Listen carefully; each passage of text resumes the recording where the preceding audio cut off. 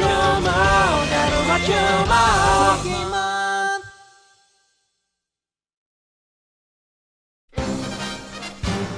Mystery of the Pokémon Amiibo! What up, Randies, and welcome to the wonderful world of Pokémon, where every video will be Pokémon related. Today though, Pokémon is only this video's secondary typing, as we'll be discussing Amiibo first and foremost. And how do you make Amiibo even more rare, even more collectible, and even more expensive? Well, imagine if you will, the disgustingly epic possibilities of Pokémon Amiibo, or as I think they'll be called, Pokémiibo. At this point in time, there are no plans for Nintendo to make figurines of everyone's favorite pocket monsters, beyond the Smash lineup of course, but I have a feeling this will all change very soon. You see, with the success of Amiibo, Nintendo has a bona fide juggernaut on their hands, but they run the risk of turning the collectible nature of Amiibo into a fad, which typically only have 1 to 2 year lifespans before their bubbles burst. I mean, yeah, right now with the Smash line and a few other cool properties admittedly, Amiibo definitely has a future, but once the Smash line is complete, there really won't be an Amiibo line that has the same gravity as that super collectible series. So how do they remedy this? By combining one property that's all about collectability and trading with another that has those very aspects built into its DNA. Yes, Pokémiibo will take the fundamentals of catching them all and apply it to Amiibo hunting. And the scariest part is, they've already been preparing for this shift since the very beginning. Don't believe me? Think there's no way that Nintendo would have the Pokeballs to make an Amiibo of all 718 creatures? I mean, at $15 a pop, you'd have to spend over $10,680 on the set, and that's after having the Smash ones already secured in your collection. Well, as crazy as that seems, you need to check your coat at the door, because last month after the release of Wave 4 into the wild, see, even the terminology fits, a Reddit user by the name of ZoomBoppo dug into the coding on every Amiibo released thus far, and discovered something astounding. Every character-specific NFC chip that they data mined had an 8-byte identification on pages 21 and 22 of their respective coding. Now, before I explain why this is a huge deal, let's look at the broader picture.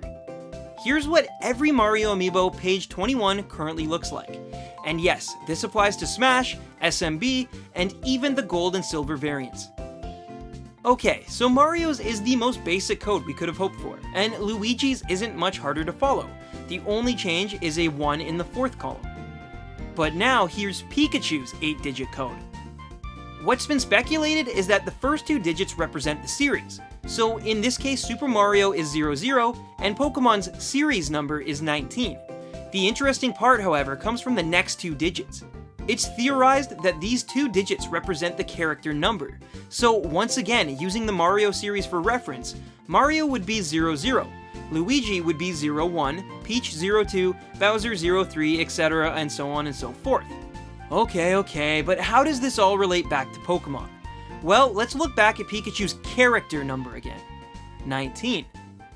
Pikachu is the most popular Pokemon of them all, even eclipsing Charizard in many cases. So why would the franchise's mascot be relegated to number 19? Well, for that answer, let's turn to the National Dex. And I think you know where I'm going with this, and we'll scroll down to number 19, where everyone's favorite electric mouse is purple. And a Rattata. Okay, so obviously we've run into a snag, and for a normal person like me, this is where I'd give up. However, lucky for us, there's people way more intelligent than I'll ever be, and they've dug trioed a little deeper. Baby rhinos, I'm no computer programmer, but from what I understand, there are units of code, and they can be split into measurements like how 12 inches equals a foot. The units we're interested in today, however, are hexadecimal and decimal, and how one's value relates to the other. Anyways, the point is, when I convert the number 19 from hexadecimal to decimal, I'm left with the number 25, which, as you might know, is Pikachu's National Dex number. And yes, doing this weird coding trick reveals every released Pokemon Amiibo corresponding to their National Dex number. It's also worth noting that in the case of Pokemon with numbers over 100 like Lucario and Greninja, their series number changes to 1A and 1B respectively, with A equaling 256 plus the hexadecimal number, B equaling 512 plus the converted number, and so on and so forth. So Greninja's crazy convoluted coding ends up looking like this. It's certainly confusing, so if you guys need a math break, I completely understand. But the fact is, these random numbers do match the Pokédex entries, and according to the pattern I've calculated, Mewtwo's will be 19970000 when he comes out, and that's a RandomTens guarantee. Okay, so we've crunched the numbers, but what does this mean? And still, there's no way Nintendo would ever create 700 plus plastic figures, right? Right? Well, no, the truth is they probably won't. But for every Blaziken or Eevee that will 100% see an Amiibo in the future, there are around 4 or 5 Luminions or Seals that likely never will. And so what becomes of them? How do you catch them all? Well, the answer is simple, and has been right in front of us the entire time. It's my hypothesis, and not theory, that Game Freak is hard at work on a 7th series of Pokemon games due to be released in late 2016 in conjunction with the series' 20th anniversary. And to promote that generation, Nintendo will reveal the Pokémon Amiibo lineup sometime in the early portion of that year, right after Smash finishes. However, the kicker is that alongside the aforementioned popular characters being brought to life as beautiful figurines, they'll release those pesky D-list characters like Luminion to the recently announced Amiibo Cards format. That's right, we're getting Pokemon Cards 2.0. And like the trading cards, they'll likely be selling them in packs to keep retail costs down, and you can bet they'll slip in some super rare cards to drive every collector mad looking for the equivalent of that holo foil Charizard. I mean, think about it. Back in the late 90s, most kids who wanted the cards didn't even know how to play the game. They were just hoping to find a rare card like Charizard to show off in their collection. And if the parallels with Amiibo collecting hasn't been made clear at this point, then let me spell it out for you plain and simple. The collectability and trendiness of Pokemon cards in the 1990s is the exact same as the current Amiibo situation, and for Nintendo to combine the mechanics of Pokemon once again with the momentum of Amiibo, well, that's simply the most genius way to keep the Amiibo hype train a-flowin' for at least another 2 years, extending the fad and keeping Amiibo viable, while also bringing a new layer to core Pokemon games.